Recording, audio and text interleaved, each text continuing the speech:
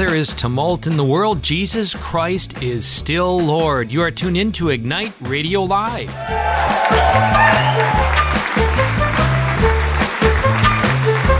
Over the 5 mighty stations of Annunciation Radio, you are with Greg and Stephanie Schlueter, and we are so blessed to be together. Join us to go more deeply into this great adventure at ilovemyfamily.us. The main buffet, the main item, the main course, the entree is doing this Live It Gathering Guide. What is that? It's a very easy, fun, simple way to bring your family together to get to know God alive in each other much more fully.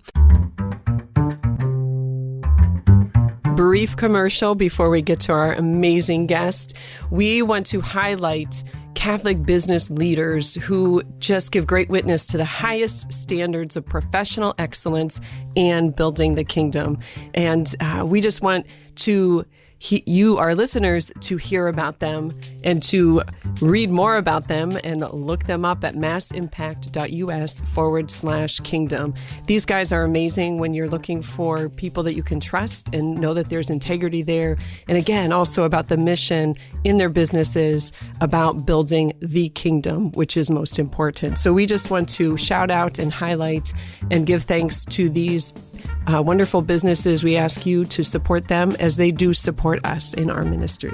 All-in-One Payroll, Sheri Glenaman. Archbold Furniture Company, Pat and Patti McNamara. Becoming Gift, Andrew Reinhardt. Caruth Studio, Terry Langendorfer. Cronin Auto Family, Rich and Connie Cronin. Danbury Realtors, Tina Weisenberger.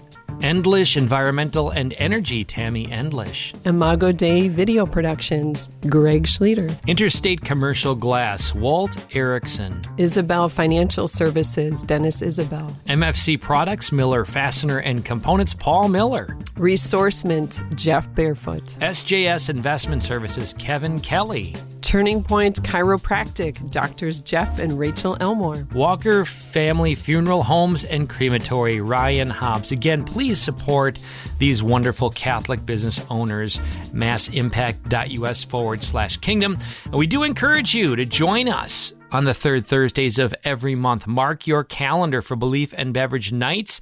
Register now. There's limitation to only 100. massimpact.us/BNB. With no further ado, we turn to our guest for tonight's program. So excited to have Dr. Dwight Lindley from Hillsdale College. How are you doing today, Dr. Lindley? Great. Very happy to be here. Thanks, Greg. Fabulous. So, folks, as you may know, our 4-month series for our Belief and Beverage Nights is Incarnation. Of course, a play on the nation part of Incarnation. Reflections on reviving one nation under God. And Dr. Dwight Lindley is our third guest. We lament that we weren't able to do this live. It's the first time because there is a very significant pro-life event, and they've combined usually 2 nights, and many of you wonderful people are part of those evenings, and some of you begged us not wanting to miss this or choose between the two. We had the benefit of being able to have Dr. Lindley here address his theme, which is the center of civilization, marriage in the Homeric epics. So very fascinating, and I know it's going to be edifying to us. But that's what we've got going tonight. Usually we record those evenings, and we're blessed that Dr. Lindley generously, graciously, magnanimously is allowing us to do this to the radio. So thank you again. So, Dr. Lindley, we love to proclaim the scripture, Revelations 12:11. They defeated the enemy by the blood of the Lamb. Of course, as Catholics, we are blessed by the Holy Mass and by the word of their testimony. So tonight, we know you're going to give us this incredible talk and interaction a little bit, but we would love to hear your background story briefly, just where you came from, what brought you to this point, wherever you want to go with that. But we believe the Lord's grace in just sharing our story like that. So before we do that, though, just want to proclaim that the beauty of this faith is that it is not simply ethereal, esoteric up there in the clouds. It is incarnate in man and woman, husband and wife. He made them male and female and family. It is lived. It is experienced, and God desires for us to touch Him and connect with Him through this sacramental existence. All that to say, we are very blessed at numerous times when we are in Hillsdale with our children at St. Anthony's Church there, which is absolutely an amazing Catholic experience. And anywhere the Eucharist is, yes, but it's a special community. The Lindley clan is quite often in front of us, and we are blessed to see, if you will, the Trinity alive and present through them. So thank you for your witness there. We even have a multiple of 3 for our children. We have nine children. That's great. Talk about Trinitarian. Yeah. That's awesome. So just because of the sheer quantity, there's a fair chance you'll be sitting behind us. Right. Well, and I have to ask you the question, since you did bring that up on sort of a folksy note. We are blessed with 6 children, and when they were younger, we learned to strategically place ourselves so there'd be 2 on each end. Steph and I would have 2 between us so that we had a little bit of more proximity. And then obviously as they're older now, we get to sit together and whatever. Have you guys done any of that? Have you strategically planned your mass sitting? Yeah. I would say it's always changing. It's flexible, and you have to kind of do different things and try what works. We, as our children have gotten older, of course, we have a better zone defense. And, Yes. and spread out and have some other people in the middle. But then we also just have a tremendous number of boys. We have 8 boys and 1 girl. And so a lot of the older boys will be serving mass half the time. Right. And so it's just always changing, really. My wife or I will take turns sometimes sitting in a different place or walking around with a baby, in the back somewhere, so that it's not too distracting. That's great. And I would just say it's just, frankly, always changing. Right. So it keeps us on our toes. I have to share a quick story. I'm one of 12, Dr. Lindley, and okay. I'm 11th out of 12. We have 9 boys and 3 girls. But apparently, as our family was growing, we took up the full long pew in our parish back in Erie, PA. And then it was harder to keep some of the older ones focused, because they really didn't have proximity of the parental eyeball or whatever. And so apparently my parents got wiser and divided it up into 2 pews so they could sit with the younger ones behind the older ones to keep them in line also. But anyway, I digress. So how's that for a crazy folksy intro to the original question? I think it's nevertheless going to be an appropriate intro, because I do want to talk about marriage and family in a time of crisis. And yes, I think... Well, the stage is yours. Tell us your story, your background story, and then just give you permission to dive into the theme. Sure. Well, I'm from Texas mostly growing up, and I grew up Protestant. I came into the church in college, and then went to graduate school, University of Dallas in Texas, and then I got a degree in English, but also studied philosophy and theology down there, and then came to teach here at Hillsdale in 2011, and have so been here the last 10 years, and have been raising our family, and loving it. I teach Homer every year in the spring as part of the core curriculum here, Great Books core curriculum at Hillsdale. Which is part of why I've just gotten, repeated opportunities to think about Homer, and trying to talk with him, talk with freshmen, college freshmen, about him, who may not be particularly interested in English. I've discovered there are a lot of inroads and a lot of relevance to daily life and to contemporary life, regardless of how interested you are in ancient history and all of the things. So that's some background. That's fabulous. And of course, we are often speaking of the likes of Tolkien and C.S. Lewis, of course. And is it not fair to say that a lot of those conventions, archetypes, cosmology, impersonal dynamics, interplay, the transcendence and all of that find their roots in the likes of Homer? Oh, very much so.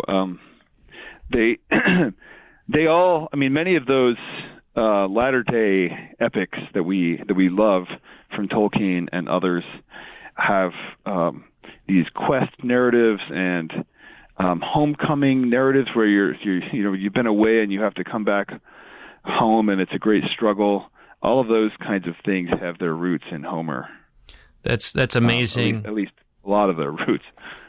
That's amazing, and I feel like we could talk for hours, and I need to curtail myself, hold myself back from all kinds of questions. But I do need to say, with the re-emergence of the Star Wars myth, of course, Lucas was very taken by Campbell's Hero with 1,000 Faces book, I think, which kind of describes this. And we often, as a couple, try to communicate the fact that every movie, every drama, every story ever told has these fundamental elements. You find yourself, point A protagonist, they go through the struggle, the crucible, point B. They come out on the other side more fully aware of their identity and mission. And we often like to punctuate, if we gave names to those, life, death, resurrection, and we might say Pentecost, that the very nature, the fabric of every human drama are these movements that are the very fabric of Christ, in whom we find our identity. Anyways, you're an expert at all that stuff. So please share with us your theme for tonight, and we may interact. I'll try to curtail, because I just really want to absorb what you have to share with us, what you prepared. Sure. Well, as I said, what I'd like to talk about for a little bit is the Homeric epics, which are about the fall of Troy, the end of the Trojan War, which is, we're talking about 3,200 years ago when this happened, 1200 BC. And the reason I wanted to talk about it, the reason I jumped at this opportunity when you first got in touch with me, Greg, was that I've just come to see how much clarity these very old stories have for understanding a lot of things, but especially today I wanted to focus on marriage as the center, the core of civilization, and how. And I just think there's a lot of insight and relevance and wisdom that we can get from it. I even sort of think of it like a mirror in which we can see ourselves if we learn how to do it and if we think well. Certainly, that's even more the case, and more crucially the case in Scripture. We're meant to see our own lives and where we've come from, where we're going, what the problems are, what the opportunities, and who we're meant to be, and all of that. But I think you also get that to a lesser extent and in different ways in other great texts, and so that's kind of the way I read Homer. So just a bit, the basic idea is that the Trojan War, which happened, as I said, 1,200 years ago, and it's the end of the Bronze Age and Mycenaean civilization. We could talk about it historically, but inside the books of Homer, the main dynamic is it's the end of a civilization, because these two peoples have gone to war and basically destroyed each other. And they've been at war for years when the first epic, the Iliad, starts. And they're just in this really ruinous state, both at war among the men who are there, and also back at home, where the women and children and the elderly are all living, and have been living for years without men, without the fathers and husbands of these families. So you have a kind of double destruction. The men are killing themselves in one place for several years at the Trojan War, and then the families on the other side are also dying because they've had the men away and also dying. And so, like, one of the big insights, I think, is that when you put when you separate the families like this, that the civilization itself suffers unto death. And so the first epic you have, it's the end of the war, the Iliad, and then the second epic, the Odyssey, is about the return of one of these fighters, Odysseus, to his home and to his family. And so there's this kind of struggle in that second book to get back to where he belongs and to where he can actually have a flourishing life. And so just wanted to say a few things about each book that I think bring out the dynamics and kind of the importance of marriage, and I'll try to, along the way, show how this really has some interesting perspectives that it can give us on our own day. Wonderful setting. So the first thought about the Iliad, the war side of this, towards the end of it, Achilles, the main character, gets a new shield, which is made by a metalworker god named Hephaestus, and he gets this shield that has all these carvings in the front of it, sort of like ancient artwork carved in kind of a bas relief, almost on the front of the shield. And the big thing that's on there, which is of our interest for us, is there are two cities, and one of them is a city of peace, and the other is a city of war. And so the interesting thing about this is it shows what Homer thinks a kind of peaceful civilization and a warlike civilization are all about. And in that peaceful city, on the front of this shield, this piece of art, there is marriage and love are at the heart of it. There's a wedding taking place in this city, and all of these institutions. You have law courts and justice and incentives for doing the right thing, and all these things. Also, music and dancing. All of these good things that people care about, but they're all clustered around the possibility of men and women falling in love and having a family, and the joyous occasion of that, which it's a delicate thing. It takes all of these structural supports, in order to make that possible, and that's kind of the core of what a peaceful, well-functioning city that's in accord with nature, the way things are meant to be. And then on the other side of the shield, there's the city of war, where you have two peoples who are at war, and the men are all fighting, and they're separated from their families. The families are broken, and the men are killing each other and betraying each other, and they sort of are reduced to a more animal-like state. And it's just brutal and sad and tragic. And but the fundamental thing is the marriages are broken and the children are without fathers and so on. And so again, he's got these two cities, two civilizations, two places for marriage in each one.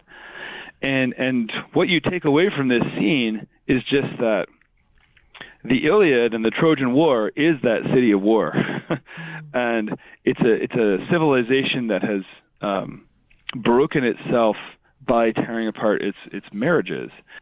And the irony of that is that the war started because Paris, the Trojan prince, Menelaus takes one of the Greek king's wives and runs off with her, Helen of Troy. They run off to Troy. The Greeks all come after them, and that's the beginning of the Trojan War. But then while they're there, they've been there for 9 years by the time the Iliad starts. While they're there, they're taking... how do they stay alive? They have to loot and pillage. Well, I don't know if they have to, but they do loot and pillage the countryside surrounding, so they can, because they have no crops of their own there. They have no farms. So they take other people's things and they enslave other people, especially women, from that surrounding countryside. And so what you have is this man camp in front of Troy of these Greeks who came to war to right a marital wrong and bring back and kind of heal this family that has had a woman, a wife taken. But while they're there, they actually end up doing the same thing. They end up taking other people's wives and daughters, enslaving them. And so after some years of this, they are complicit in the same crime or sin that started this thing. They're just as poisoned as the ones that they're opposing. So you have both sides have this basic sickness where they're breaking up other people's marriages. They're also away from their wives, and their own marriages and families are suffering. And there are a few key scenes where you see this, but I think one of the most most striking is from in the case of a Trojan hero named Hector, who's Paris's brother. He's the great hero of the Trojans, and his wife at one point, whose name is Andromache. This is in book 6 of the Iliad. She tries to persuade him to come back and to play defense, basically, to be more conservative, and hey, can you just stay closer to the wall and keep our armies closer to the wall so that you have a chance of living and we have a chance of reuniting our family, and so that this doesn't end in just utter ruin. Because Hector has been taking the Trojan army all the way over to the Greek camp and winning great glory, but he's in danger of being killed. Well, the long and short of it is he can't hear her plea, even though it's a really good one. She's just saying, of course you have to fight, but remember that our family and the kind of integrity of our civilization, of our people, is also at stake here, and this is a good. And don't just try to win and do the most awesome things, but remember us. He feels that pull and loves his wife, and it's very pathetic scene in the sense of pathos, right? But he can't resist the pull to do glorious things and to just stick it to the other side. And so he's drawn away, and ends up getting killed, and that's the end of the Trojan side. Like they lose when he loses, and so you have this great pathos of this all these men who are in an unnatural state, living away from their wives, enslaving other people's wives and daughters, and just ruining one another and themselves. And there's a pull back to the way things should be. But it's so hard to see that and to do that when you're in the midst of a time of strife and struggle. And I often, when I'm reading this, kind of refer my students to, all of the struggles and wars of our own time, many of which are online, and they're kind of culture wars and struggles. I also think we tend to have a kind of a really sick way of treating women, especially in our culture. So that's kind of the first half of the Homeric cycle that really sets up the problem that we got a bunch of sick men who don't know how to stop doing what they're doing, even though it's tearing them apart. So, and that kind of sets up the second half. Go ahead. What were you going to say? No, I just said great summary. Thank you. Keep going. Yeah, of course. So it sets up the second half of the drama where one of these poor guys, now that they've won, it's very much a Pyrrhic victory, though. They've lost just an incredible number of men, and it's taken years and years to win this war. They come back with glory and gold and everything, but they are really beat down.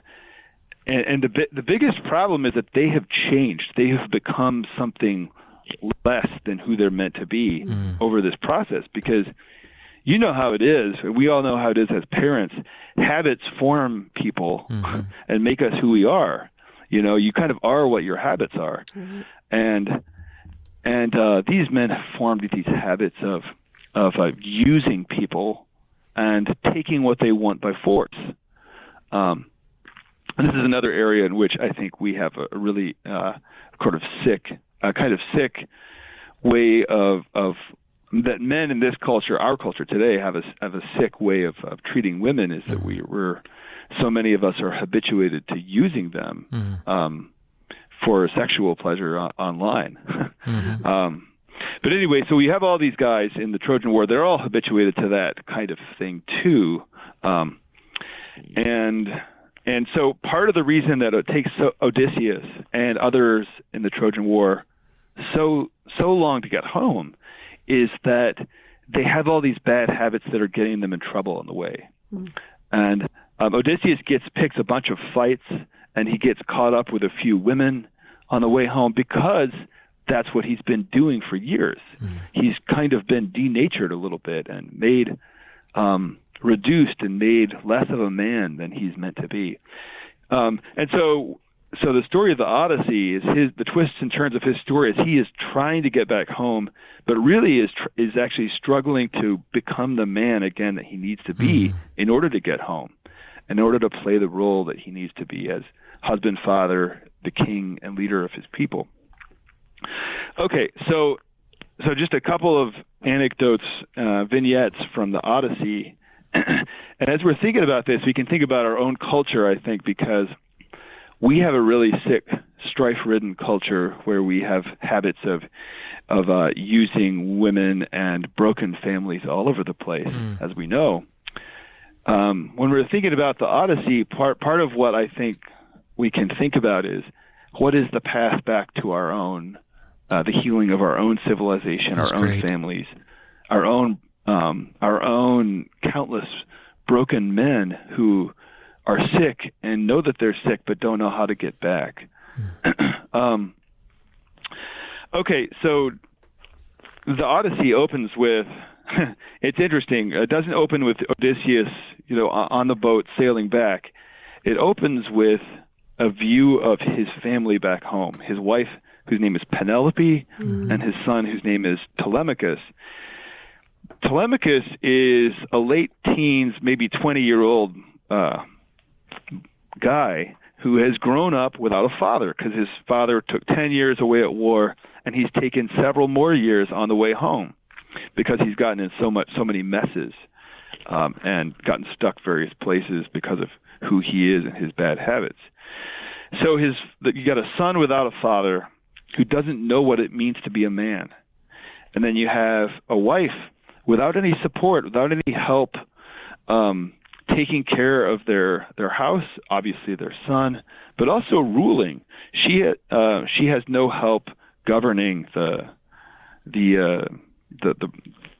island where they live, which is Ithaca, off the mainland of Greece. Anyway, so you have this broken situation, and also the last detail there is you have a bunch of young men who in the Odyssey are called the suitors because they're all trying to win Penelope's hand because they think Odysseus is dead. The interesting thing about these guys is if Penelope and Odysseus are about 40 and Telemachus is about 20, they conceived him right before Odysseus went and left for war. Well, the suitors who are pursuing her are about 30. They're in between, which means that they were too young. They were the young boys who were too young to go to war. So but you know what? All of their fathers did. So they're a bunch of ill-bred young guys who have grown up without fathers, and they don't know how to live well. They don't know how to treat women. They don't know how to pursue justice with their lives, and so they're just making a mess of Ithaca and treating Penelope and Telemachus unjustly and using them.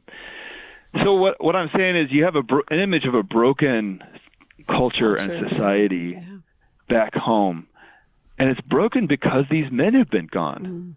So this is the flip side, the underside of the Trojan War is the suffering caused by this decade-long, actually, by the time Odysseus gets back, 2-decade-long absence.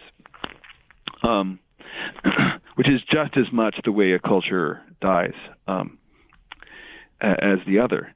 So let me say just two more things, and then we can talk a little bit more. Great. About this, but just so one story about Odysseus on the way home.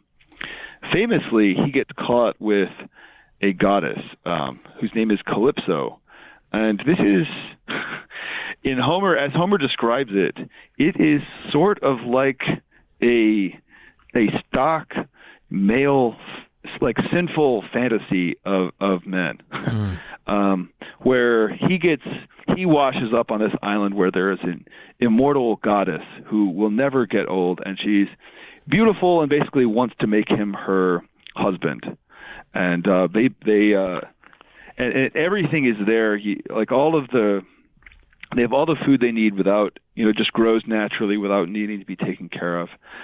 And he's there for a few years, actually. And at first, he's kind of enjoying it for kind of, understandable but base reasons. And yet he becomes more and more miserable. And by the time we find him, this is in Book 5 of the Odyssey, he's weeping on the beach every day. And this goddess who is trying to make him she says, I'll make you immortal, and you can stay here and be my husband. And he just wants to get home. Well, the interesting thing about this, and the thing that I think can really be food for thought and help us think about our own troubles today, is why is he not happy? This is what Homer kind of nudges us towards. It makes us think about, why do you have this manly man on an island with essentially a tropical island sex goddess? I mean, who, in everything you quote unquote everything you could want. With scare quotes, of course. Yes. Everything that in a certain sinful consciousness a person might think he would want. He's grievously unhappy. Why? So it really comes out when Calypso, the goddess, basically another God comes and says, Odysseus needs to go home. And she says, but I want him to stay here. And well, let's give him the choice. Well, he wants to go home. When she's trying to argue with him to stay there, even though he can leave, she says, listen, I am better looking than your wife.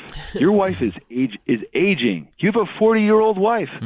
And I am immortal. I'm always going to look like this. And Odysseus looks at her and says, okay, you're right, but I still want to go back to my wife. And he admits all of that and still wants a wife who, like him, has some skin in the game and is actually getting older. Pardon the pun. And so right, no, exactly. It's actually the skin, right, which changes on us as we move through life. And so the mystery here, and I think the really deep insight is, we think, and I say we, I think this is especially true of men. It can be true of women too in different ways, in different degrees.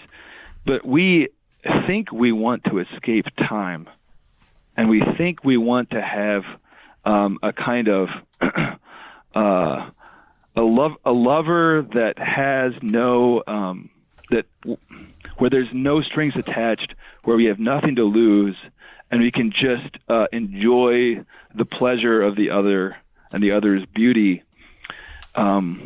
without any worries and problems of relationship. That's kind of the way we relate to porn.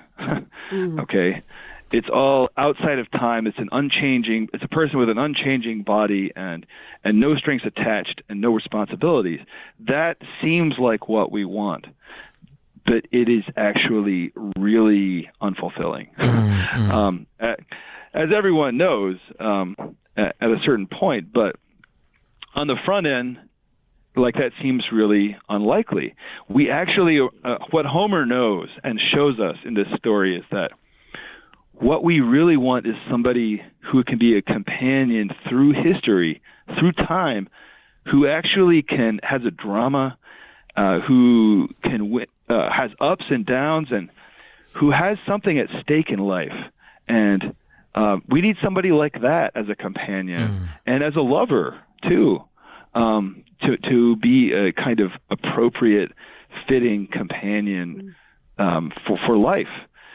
And we would rather have somebody who also, like us, is getting older and who is not going to live forever, right? Because death focuses the mind and it reminds us what's important. And we have a limited amount of time to try to make our life what it can be, what we're called to make it.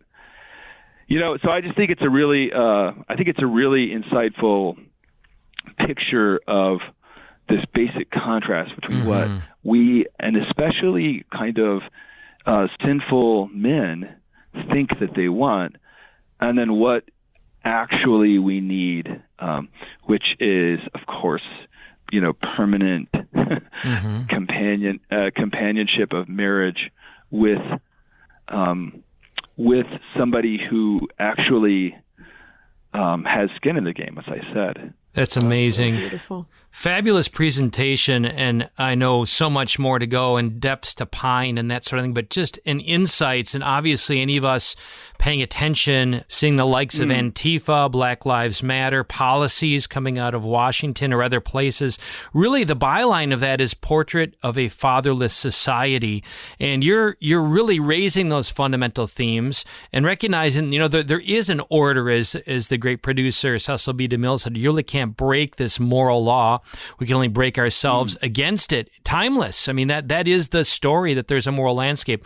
I want to get your insights, particularly as a professor in English, where I think the conventions of deconstructionism and such came out of it. And just for our audience, that we see the emergence in the battle. The story of Homer begs the question, well, what is a father? What is a family? What does it mean to love? And you've identified some of those attributes, but don't we see now sort of a confusion assailing the very premise that they need, which is objective truth? Well, what is a woman?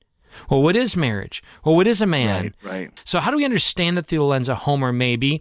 And then how, maybe in your insight as a father, as a professor on a campus with kids working this out, how do we sort of combat it and set the stage for victory? That's a great question, and obviously an enormous question. Yeah. Which, I was trying to hold him back, Dr. Lindley, but he wasn't paying attention. I'm known to be a fire hose. No, I'm glad you stopped asking the question, Greg, because it was just getting bigger and bigger as we were talking. But okay. So first about Homer, and then about life, my own life and experience. I mean, I think some of the key insights of Homer is that we can get into these artificial headspaces where we're just struggling to kind of maximize our pleasure and competing with people, and this is a lot of what social media, online life is like today, where people get into these highly artificial situations where they think, this is what Twitter is like. It's just people are striving with each other for dominance, to win and score points against the other side, and get all of the gotchas and to weaponize everything, and go through people's past histories and out them, and people do this on both sides of the political spectrum. This is just kind of the way our online culture is right now. It's just part of why our political culture can be so toxic sometimes. But what I'm trying to work towards here is, when you're in that kind of environment where everything is about dominating the other side by whatever means, you can come to justify all kinds of things. You can justify being utterly cruel and inhumane and ungodly, unrighteous to the other side, just because they're the other side and you have to win this. And that's something that Homer understands really well. War, which is, I think our own online behavior is just a different kind of war. Interesting. War can denature the people who are participating in it, because it's an unnatural situation of hostility and treachery and distrust and hatred. It kind of changes you and makes you distorts your mind and makes it harder for you to see what's really good for you. And so people in those situations, Homer understands, can really start wanting bad things more than they want good things. And that's what happens to all of these poor guys by the end of the Trojan War. They're all distorted and just doing, with horrible habits of mistreating people, it takes a long time to get out of it. Okay, so I think we're still in that place, and we have all of these cultural bubbles where our young people go on social media and are habituated to thinking of them in certain ways, selves in certain ways, and thinking, and they just get so distorted that they think that they want all these things which are utterly unnatural and unreal and won't make them happy. And of course, we think about all of the gender madness on this, but I think it's also true in different ways in other parts of our lives. Like I think, as I already said, people pursue kind of political domination at all costs and are utterly cruel to the other side on both sides, and that's a different kind of violence that we can get into without even realizing it. So I think Homer understands that, and switching it over a little bit more to my own experience, child rearing and teaching and everything. I mean, you guys know as well as I do, and I'm sure your listeners will as well, that when you've got kids, you just see these kids are becoming, they're developing all of the habits right now that will make them who they are, for the rest of their life. I mean, to some extent. Of course, you can change and grow later. But I'm looking over at the dinner table, and I've got my leg, we're sitting there after dinner talking, and I've got one leg crossed over the other, or something in a certain way. And I've got an elbow on the table, and I look over, and one of my sons is in exactly the same posture. I don't know how many times this has happened to me. I look over and I see this kid is either consciously or unconsciously aping me, which is like a little scratch cartoon version of what is happening with parenting. They're becoming miniature versions of us with all of our in all of our good and our bad attributes. Right. So God help us, Right. Amen. we're passing on the anyway. So it's just always impressed. The duty of parents and the vocation of parents is to kind of form the right kind of environment and the right kind of habits and the right ways of talking and resolving problems and all these kinds of things, because I'm trying to shape the expectations and the habits of these people, these young people who have been given into my charge temporarily before they go and make their lives. And I just think it's also true in a way with my college students. I mean, they're given to me for a short time. They've already had their family experience. Of course, they're still with their families too, but they're moving out, and they're given to me for a short time too. And there's still change and influence that's possible there. And so I see it as, obviously I'm not their father. They're kind of in that in-between space where they're moving into adulthood, and I have a kind of I have an authoritative role, obviously, that is a little fatherly, but also is moving into a more kind of older, wiser friend mode, and they still have a capacity for change and development and habit forming there, which is so important.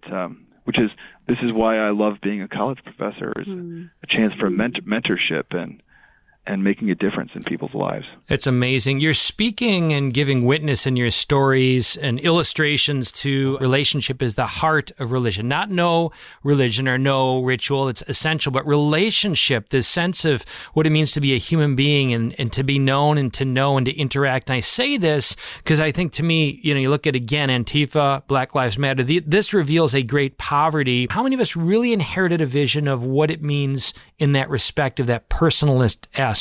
Yeah, that's a really good question. I guess I would say, there are so many ways you could answer this, but one thing that occurs to me is, I think, there's an actually interesting recent history in this.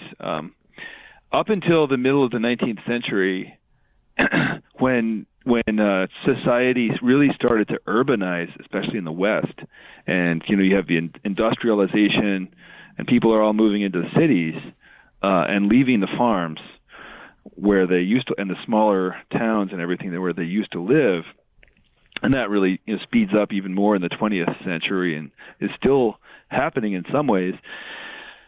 Before that time, families all lived and worked together more. Mm-hmm.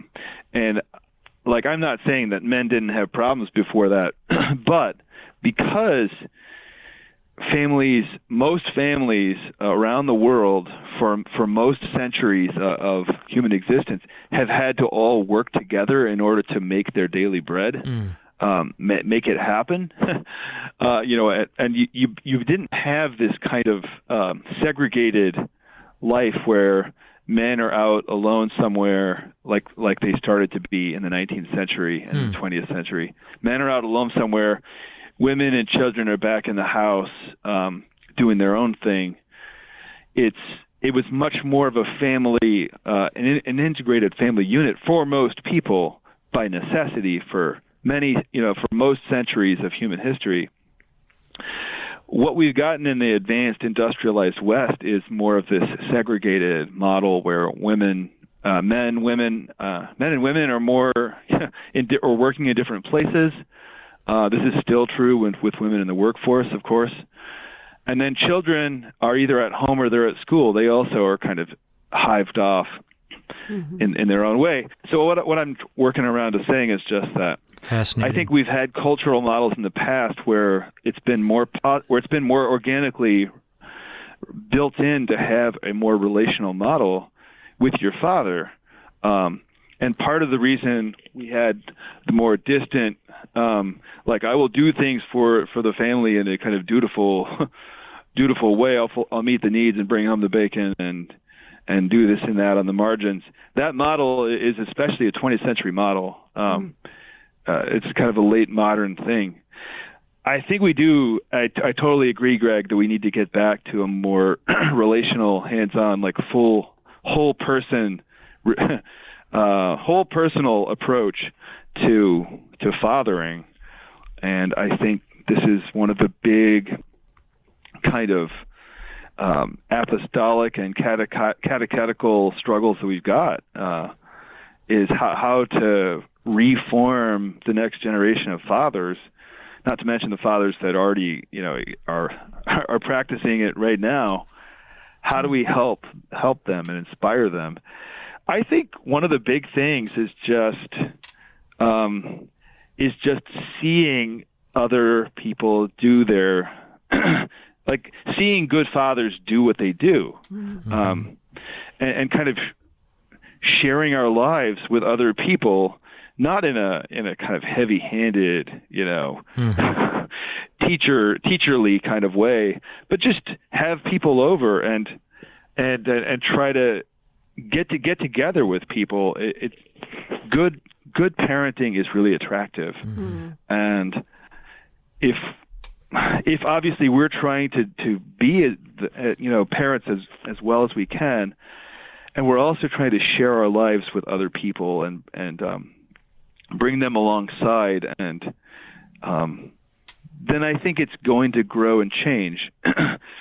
But of course, we also need to do all we can and have there are people who have fatherhood initiatives and things like this, and I think that's and conferences and instructional things and classes, all that well and good. But I think that of course the heart of it is going to be from one guy to another, from one family to another. Yes. Making it attractive through practice and having those conversations which naturally arise. Well, how do you get your kids to behave in mass, and how do you keep your wife or your son from getting unhappy in this situation and that kind of thing. Which I think a lot of times those, you mentioned the different conferences and classes, and again, they certainly have their places, but it does come down, as you said, the phrase, the heart of it definitely is, you're describing mentorship and friendship and community. And isn't that where our natural place of growth and learning is. And I think and having people over, I love that you mentioned that, Dr. Lindley, because we have been blessed to experience it ourselves. We've seen other people do it also, not having any idea the effect that just being a family, by just being a couple together, that how the Lord uses that witness to really change other people's lives. And there's such power in that, by just being faithful to where the Lord has called us to be, and being faithful, to that, as a woman, daughter of God, as a man of God. But just, I think we underestimate the power of that, because I think too often, if I could just keep going off for a moment here, the conferences and the books and the thises and the that's, that they're easy, right? And I think for many of us, it's like a box to be checked, and a much harder time than integrating that experience into our everyday life, where Greg spoke of as, those heroic moments of the place in life that we're called to. This has been awesome. I love you've used the word denature a few times, and I don't know why that keeps hitting me, and it's so true and sad, and we've denatured so much of manhood, so much of womanhood. So I guess just throwing in there a feminine perspective, I see that women have, in denaturing themselves, have caused a denaturing of man, if that makes any sense, kind of taken on an inappropriate role, trying to fill in perhaps where husbands and fathers have fallen short, even though it's not our place to. I don't know if you want to comment or are able to comment from a female perspective. I'm sure your wife would be very proud. Yeah. How we can, as women, help to bring that back in a better way. How can we encourage and support men to be men in a better way? Golly, it's a huge question. And I think we're still finding our footing on some of these questions. I think part of what modern feminism came out of, and there's some actually really great Catholic women writing on this right now. There's a woman named Erica Bacciocchi, who just came to Hillsdale a week or two ago, and she has a whole book on this. I hope I'm pronouncing her name correctly. It sounds maybe cool. Bacciocchi, but however you say it, it's just a cool name. But she writes about the history of women in the last 200 years, and part of what she says, which I think is pretty compelling, is feminism. Part of what it came out of is a reaction, which is partially understandable but then partially an overreaction to that splitting up of the family, which happened in kind of urbanizing, industrializing cultures, where you had now women are at home and men do all the work, and women actually don't have anything to do. Well, obviously they have to take care of the family, but they don't have. They don't have a companion for taking care of the family anymore, and they also they're not companions in the work that supports the family in the same way. Interesting. And it's actually, there's some just real growing pains with modern society that we're still working through. So feminism kind of reacts against that and wants to, women need to have a place that's more like men. They were actually reacting to some real problems though there, and there are others we can talk about too. But I think when we're thinking about how to heal this and bring it back to a healthier place, we need to figure out how to have families that work together and that do life in common again. And where both child rearing, like Greg was saying, is something that men do, can see themselves doing just as much as women, and where women feel like they have,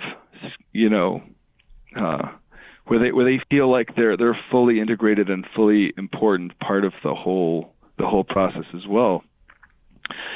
But that's kind of a big thing. I mean, how to support men, you asked. And I feel like, I don't know. We'll get your wife on the phone for that part. I don't want to be presumptuous here, but I mean, let me just say, some low-hanging fruit is just, I think, and something that I think has really helped me in my marriage and my wife too. The most important thing for husbands and wives is to foster each other's spiritual life and internal life, devotional life, and the culture of your inner life of prayer and life with God.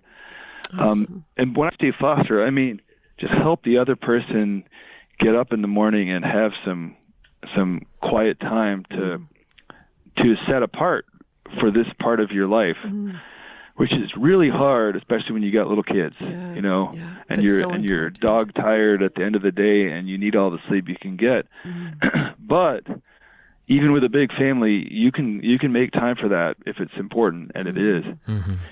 And I think that husbands and wives who support each other in that, because women need support in this, of course, just as much as men. But if you make that investment and that help of each other, then it really trickles down to the rest of the day, the rest of the life, the rest of the vocation, and you have a much better chance of flourishing and getting other things right, growing in other ways.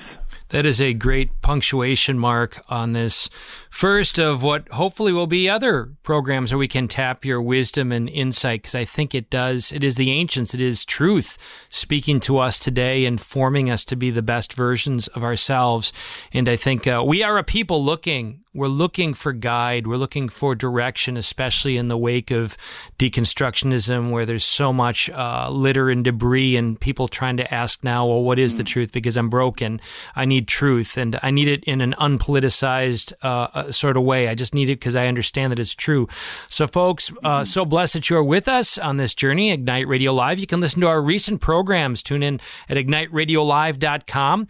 And we do encourage you to join us on this journey. We want to be so much more than media. We want to be a movement of marriages and families, discovering the vision, having the tools, and supporting each other, making our homes that place of ever-deepening encounter, discovering our identity and participation in the Trinity. Check it out, ilovemyfamily.us. Dr. Dwight, thank you so much for you and the gift of your witness and all the great leadership and work that you bring to Hillsdale College.